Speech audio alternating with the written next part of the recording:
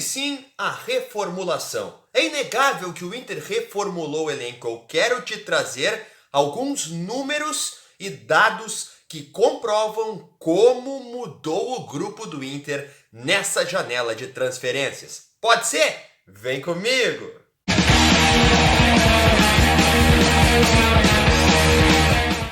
Fala aí, meu povo! Tudo bem? Marinho Saldanha por aqui para mais um vídeo do canal. Primeiro de tudo, muito obrigado por você estar aí me dando o prazer da tua companhia. Hoje é dia 13, então ó, tô de parabéns, eu sei, me dá parabéns aí, tá? Muito obrigado. Hoje o canal completa um mês. Um mês que nós estamos aqui produzindo conteúdo para a torcida do Internacional. Conteúdo de opinião, conteúdo de informação, eu me proponho aqui a ser um pouco diferente da maioria dos canais que só trazem informações. Eu acho que a gente tem que contextualizar, que a gente tem que transformar o ambiente numa conversa, trazer mais situações de bastidores, mas principalmente de análise de conteúdo mesmo, análise de contexto, para ir além da simples informação, porque a informação é muito simples. Muita gente fala isso e aquilo, muita gente junta especulação de rede social, enfim. E eu quero aqui contigo estabelecer uma relação de amizade, de produção de conteúdo concreto sobre o dia a dia do nosso Colorado. São mais de 4.000 horas, ou melhor, quase 4.000 horas, que ainda era fosse mais, quase 4.000 horas de visualizações por aí, mais de 3.000 inscritos, o que me deixa muito feliz. Obrigado de coração, as coisas aconteceram muito mais rápido do que eu previa.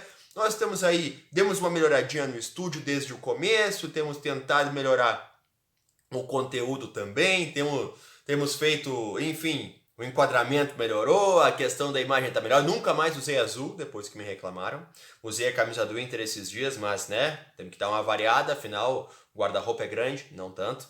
E assim a gente vai indo. Eu quero que você me ajude a continuar crescendo. Para isso, te inscreve no canal, deixa o teu comentário, deixa o teu joinha, aciona o sininho de notificações que assim você não perde nada. Todo novo vídeo o YouTube te avisa, ó, o Marinho botou um vídeo lá, vai dar um conferes, vai dar uma olhada e a gente continua produzindo esse conteúdo porque é exatamente para isso que a gente está aqui. Eu sei que eu posso contar contigo, eu tenho contado durante esses últimos 30 dias e muito obrigado, é tudo que eu tenho a dizer a todos vocês que têm dado apoio para o canal.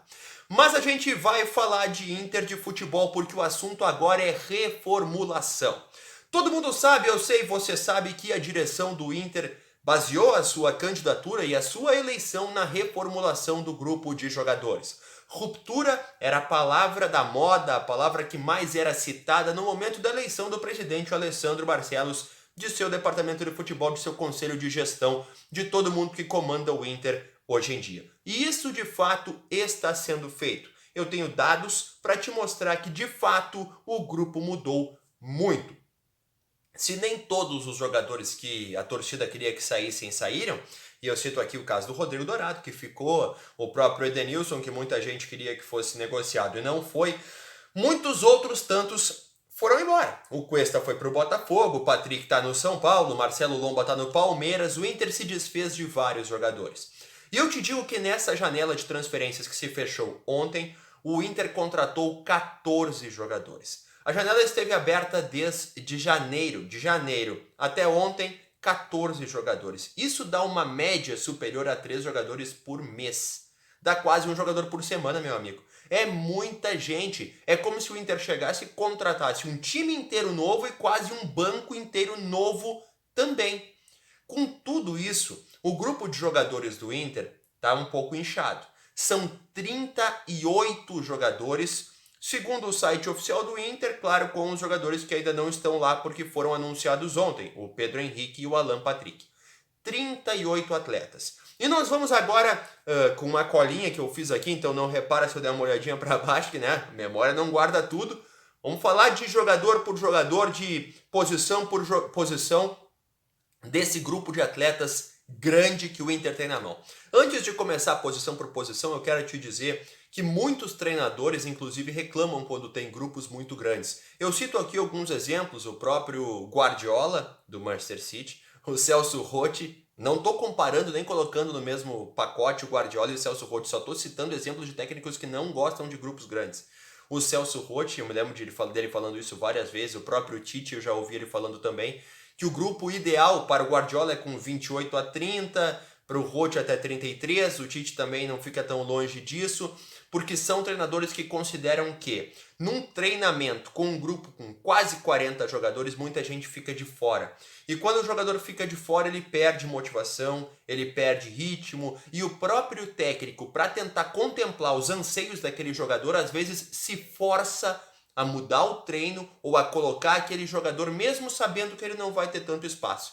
É uma situação que às vezes é ruim para todo mundo, mas também existe o argumento de que há muitas competições, para o Inter 2 no restante do ano, o calendário é muito apertado, tem lesões, tem jogadores suspensos e é necessário um grupo repleto de alternativas. É isso que o Inter tem, são quase 40, né? São 38 jogadores disponíveis nesse momento. Vão ser 37 a partir de domingo, porque domingo é a despedida do D'Alessandro, que vai se aposentar. Então, vamos considerar um número de 37 jogadores, porque é isso que deve ter no restante da temporada. Goleiros.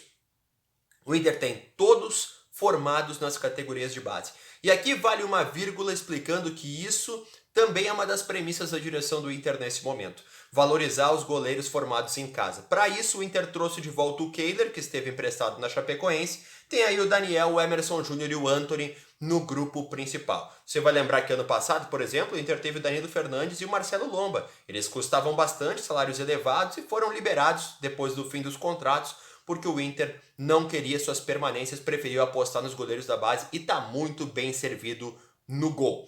Laterais. O Inter tem o Bustos, o Moisés, o René, o Heitor, o Tauelara e o Paulo Vitor. Eu quero te dizer que o Paulo Vitor e o Tauelara, eles devem ter cada vez menos chances, porque chegou o René, o Moisés é o reserva dele imediato. O Tauan, ele ainda é visto como um jogador que precisa crescer, precisa entender o rendimento que ele precisa ter, ele precisa ganhar capacidades, e para isso ele é visto como um atleta que não está pronto. Ele deve, nesse segundo semestre, nessa sequência, segundo semestre é força de expressão, né? Porque não se passaram 6 meses ainda do começo do ano. Mas enfim, nessa sequência de temporada, ele deve descer para a base, inclusive, durante alguns momentos, para que ele ganhe atributos e possa retornar depois ao principal. Ele não deve ser utilizado. O Paulo Vitor é visto como um projeto para o futuro, porque ele não foi bem nos jogos que ele teve a oportunidade, foi expulso em Grenal, inclusive. Ele foi sacado da equipe, inclusive para improvisações. O Mercado jogou na esquerda, o Lisiero jogou na esquerda e ele estava disponível. Então, ele está sem espaço, ele não vai jogar por enquanto. Na direita, o Heitor é o reserva do Bustos e essa é a realidade. É assim que o Inter vai levar o grupo até o fim da temporada. Vamos para a zaga. Na zaga, o Inter tem o Kaique Rocha, o Vitão, o Moledo, o Bruno Mendes, o Gabriel Mercado e o Thiago Barbosa. O Thiago Barbosa é o último da fila, inclusive o contrato dele está perto do fim, não se sabe se ele deve renovar, a tendência inclusive é que não, ele está lesionado, ele não vai jogar por enquanto. Mas o Kaique, o Vitão, o Moledo, o Mendes e o Mercado disputam aí 2, quem sabe 3 posições no time. O Inter até queria contratar mais um zagueiro. E eu te lembro que o Bruno Mendes no meio do ano ele vai embora. A tendência é que ele vá para o Corinthians. Ele tem uma cláusula de compra muito alta e o Inter não deve firmar a compra dos direitos dele. Então o Inter vai precisar mexer nesse grupo na zaga de novo. Eu acredito que hoje os titulares sejam Vitão e Mendes. O Kaique, alternativa. Ou quem sabe Vitão e Kaique. Se jogarem 3, Vitão, Mendes e Kaique. Mas o Moledo e o Mercado são parte importante do elenco. O Cacique Medina quer ver mais o Moledo, quer dar chance para ele. Então na zaga o grupo é grande, o grupo é forte, porque zagueiro sempre tem muito jogador suspenso, né? Então esses são os zagueiros à disposição do Inter. Volantes, e aqui um tema assim explosivo para a torcida do Inter, que é a quantidade de volantes. Bruno Gomes, Gabriel, Lisiero, Edenilson, Rodrigo Dourado, Johnny e Matheus Dias. São 7. O Matheus Dias, inclusive, voltou para a base para alguns jogos e ele pode ficar nesse, que nem o Tauelara, sobe e desce, base principal. Mas os demais todos são membros fixos do elenco principal. Jogam normalmente 2. E aqui eu quero te levantar uma questão importante. Será que o Edenilson vai virar reserva dessa equipe? Porque o Cacique Medina gostou muito do rendimento de Gabriel e Lisiero. O Lisiero foi bem e o Gabriel é o primeiro volante. O Gabriel não disputa com o Edenilson, né? O Gabriel disputa com o Dourado. Quem pode concorrer ali com ele é o Dourado, quem sabe o Johnny. Então o Gabriel é o titular. O Dourado perdeu muito espaço nesse começo de temporada. Então o Gabriel tá absoluto. O Gabriel vai jogar. Na segunda função é Lisiero ou Edenilson. E aí? O que tu me diz? Comenta aí nos comentários, Lisiero ou Edenilson. Hoje eu acredito que o titular seja o Lisiero. Mas, a ver, como diria o Diego Aguirre, ele sempre citava isso, a ver.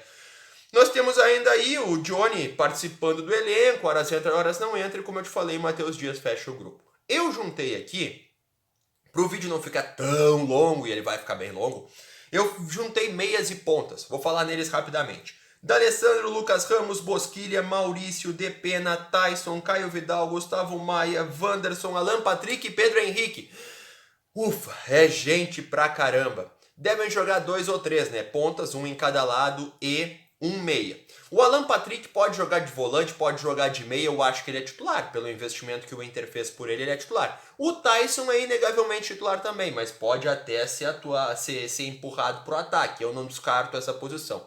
O Inter investiu no Wanderson para ser o ponta direita. Ele teve bom rendimento nos treinos, mas se lesionou.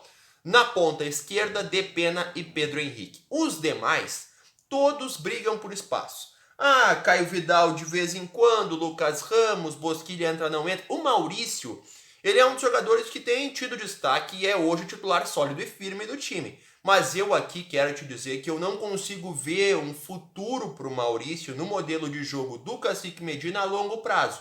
Eu acho que o Maurício vai acabar virando reserva. Porque o Cacique gosta de pontas mais fincados, mais de velocidade, mais de 1 contra 1, e não é o caso do Maurício, ele é um meia que está jogando aberto. Só se ele for virar atacante no esquema com 3 zagueiros, aí vai ter que mudar muita coisa. Então eu acho que hoje o Maurício é cotado para deixar o time para virar reserva, considerando um Inter ideal com todo mundo à disposição. Não para quinta-feira, esquece. Estou falando isso no futuro, no momento em que o Inter ideal consiga entrar em campo, tá certo? Vamos chegar no ataque, onde nós temos ali Alemão, David, Cadorini, Wesley e acabou. São só esses 4. O Inter ainda queria mais um centroavante, mas não conseguiu contratar. Aqui eu quero te dizer que eu coloquei o David como atacante e não como ponta, porque eu acho que é aí que ele vai jogar. Já que o Inter contratou tantos jogadores para o lado do campo, o David virou atacante. E foi nessa posição onde ele foi melhor. O Alemão, hein? Ele foi bem nos minutos que entrou. Eu acho que se alguém tá merecendo chance nesse time hoje, é o Alexandre Alemão. Esse rapaz tem que ser visto com mais carinho, já que o Wesley Moraes, não conseguiu jogar nas oportunidades que teve, não foi bem. E o Cadorini é um garoto que entra, sai, e ele se recusou a ser emprestado, ele vai seguir atuando. Inclusive, eu vou botar aqui em cima, viu, o vídeo falando sobre o Cadorini não aceitar as ofertas de Atlético Goianiense e Avaí. Repito, então, são 38 jogadores que vão virar 37 com o D'Alessandro, pode ser um pouco menos com a ida para a base do Tauan e do Matheus Dias eventualmente, ou até com a saída do Thiago que está lesionado. Mas são esses jogadores que hoje o Cacique Medina tem à disposição no grupo e poderá certamente com eles executar o seu modelo de jogo. Tá certo? Valeu, meu bro, ficou grande pra caramba esse vídeo ali, quase 15 minutos, socorro, ninguém mais me aguenta falando, tchau!